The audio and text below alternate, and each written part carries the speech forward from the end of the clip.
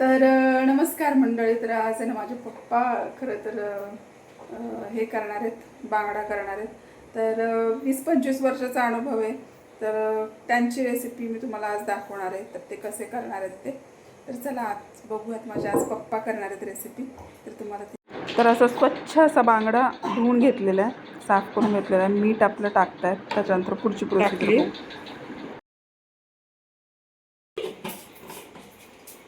आणि इथं ही चिंच ठेवली भिजायला.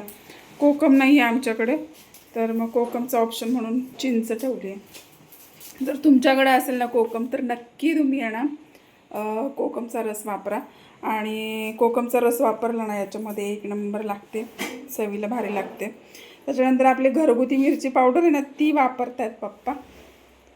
हे बघा, पप्पांना आहे ना माझ्या म्हणजे एक 20-25पेक्षा पण जास्त अनुभव आहे असा.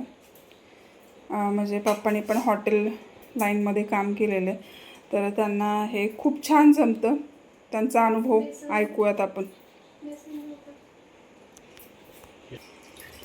तर आता पप्पाने काय केलं, चिंचेचं पाणी आहे ना त्याचं चिंचेचं पाण्याचा कोळ करून त्याच्यामध्ये टाकलेलं आहे. तर पप्पा तुम्ही किती वर्ष काम केलं हॉटेल इंडस्ट्रीमध्ये? 30-40. आणि किती कोणत्या साली तुम्ही लागला होतात? 1979ला लागले होते. म्हणजे किती वर्षाचा काळ झाला तसं म्हटलं तर ग,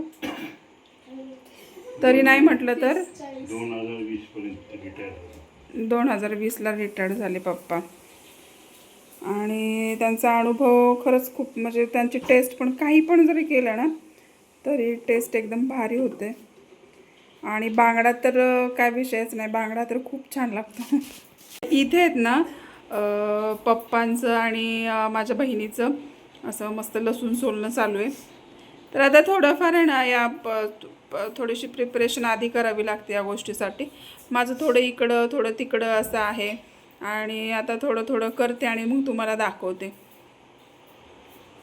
तुला मच्छी का आवडते का खायला पप्पांच्या हातातली? खूप खूप आवडते मला. मी तर लहानपणी कच्चे मासे खायचे, कच्चे. बापरे, उलटी नाही आली का तुला कच्चे मासे खाऊन? काय माहिती, मम्मी मला किस्सा सांगते ह्या गोष्टींचं सगळ्या. हां, काय म्हणून? तुला मासे एवढे आवडायचे की तू कच्चे खायचे. होय ना. मला काही सासरे खायला भेटत नाही, म्हणून मी माहेरी येऊन मासे खाते खूप जास्त. आणि पप्पांच्या हातचे कसे वाटतात तुला खायला? खूप आवडतात.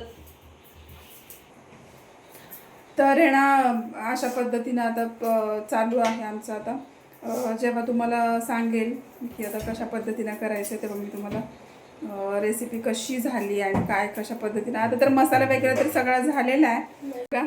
आणि इथे थोडं पाणी वगैरे भरून ठेवलेलं आहे बऱ्यापैकी, कारण की पाण्याचा थोडा प्रॉब्लेम असतो आमच्या इथे. आणि मग त्यामुळे पिण्याचं पाणी ना असं भरून ठेवावं लागतं आम्हाला. स्वराजची इकडे तिकडे लुडबुड चालू आहे.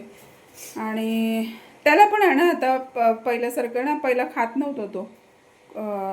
म्हणजे खायचं म्हटलं की नको वाटायचं त्याला. आता तो खातो छान.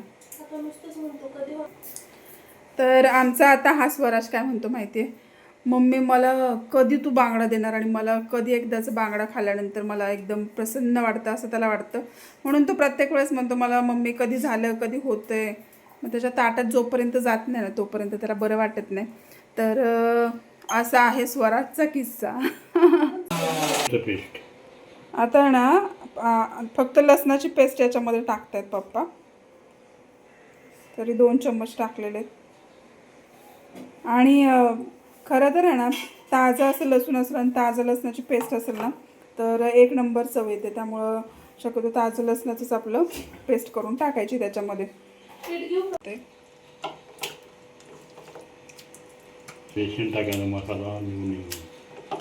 आता याच्यामध्ये आहे ना थोडंसं बेसन टाकायला लागलं आपल्याला, कारण का तर मसाला निघू नये म्हणून. तर थोडंसं आपण बेसन पण टाकून घेऊया याच्यात.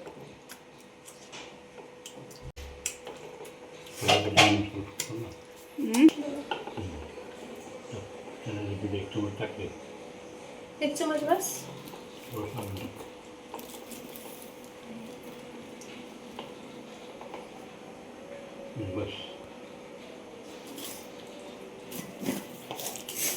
तर अशा पद्धतीनं इतका छान बांगडा, मस्त असा खरपूस बांगडा भाजून घेतला होता आणि टेस्टला तर इतका छान झाला होता ना, तुम्हाला काय सांगू. तर अशा पद्धतीनं आजचा ब्लॉग होता आणि तुम्हाला कसा वाटला, आवडला का नक्की सांगा आणि पुढच्या व्हिडिओमध्ये नक्की भेटूयात आपण. चला बाय.